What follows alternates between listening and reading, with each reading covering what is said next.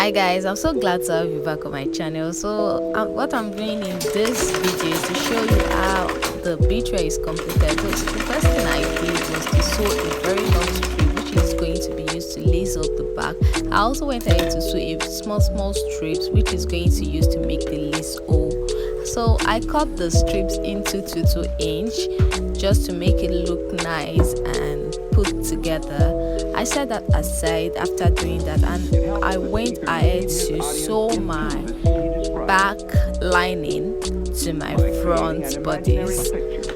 Before sewing the front and back bodies together, what I did was to fix my strip on the armhole line.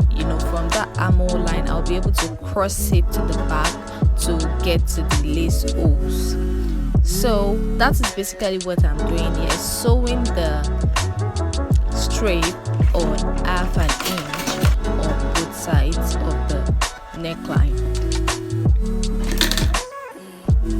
From this point, the next thing I did was to measure across my side to know the amount of lace hole that will be needed for each side. So I went ahead to measure on about 1/1/8 difference, 1/1/8 difference on both sides of the top, so I can fix my lace as well. I started from the other side and I sewed the lace on half inch, ensuring that I leave 1 inch, about 1 inch in between the laces.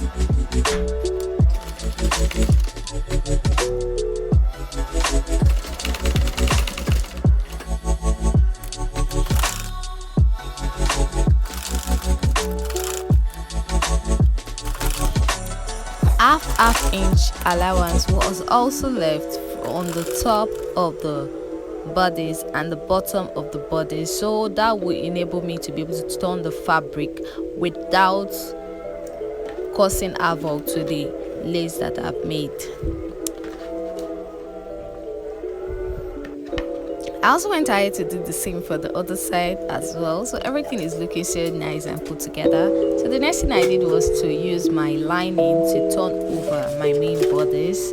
Before I used the main lining to turn it over, what I did was to ensure my wadding is sewn on the lining, because even with the lining it's still kind of visible, so I need the wadding to be from the back, so it is sewn from the back like that as so I started closing off the sides of the lining as well as the bodies on half an inch all through, ensuring that my straps doesn't get in the way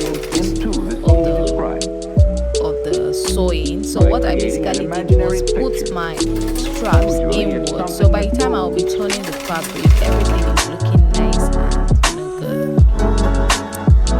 At this point I had to top stitch the side as well, but before doing that I went ahead to sew stay on the neckline, so by the time I'll be ironing the neckline, everything will be so flat and nice without shifting from one angle to the other.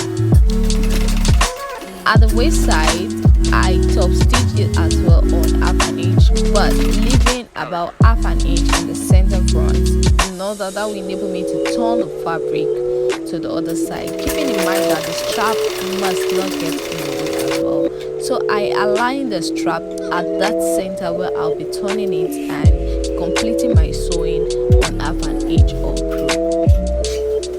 I went ahead to cut the excess thread hanging around on the fabric and trimming the edges, cutting excess fabric out, so everything is looking nice. So the next thing I did was to turn the fabric outside out, and this is what I have. Everything is looking so nice and perfect.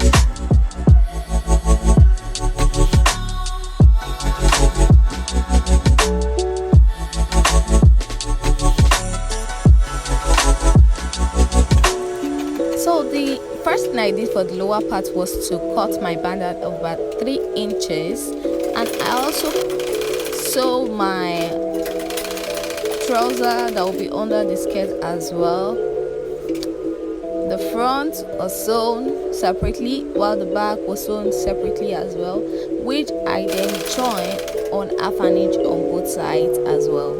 So my trouser is looking clean and put together. However, the waist looks so big, so I decided to just add a little bit of pleats at the front of the trouser pants. So everything is looking nice and perfect without extra fabric hanging around. I also went ahead to make a gathers on the fabric of the outer part as well. I gathered up the fabric and also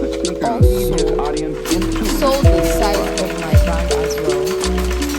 After doing that, I went ahead to sew my pleated overlaying fabric on my trouser, the inner trouser, so everything becomes one. Everything becomes one.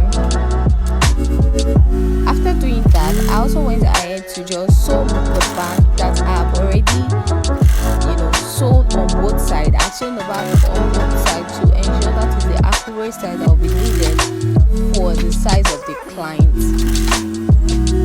I also went ahead to sew that in on the bodice. So I have everything put together, the band, looking so nice and neat, and also the inner trouser as well, sitting pretty underneath the overlaying pleated skirt. And this is the final look of the outfit. In addition to this, to complement the look, I also added a sleeve as requested by the customer to give it a nice look. After doing that, I went in to sew the slits, just making everything look okay at the end of it all. And this is how the back looks. So guys, I hope this video is really helpful to you, and if you have anything you want to learn, just drop it in the comment section and we can see together on where we can put that forward. So guys, don't forget to subscribe, like and share. You can also follow me on Instagram on Sherry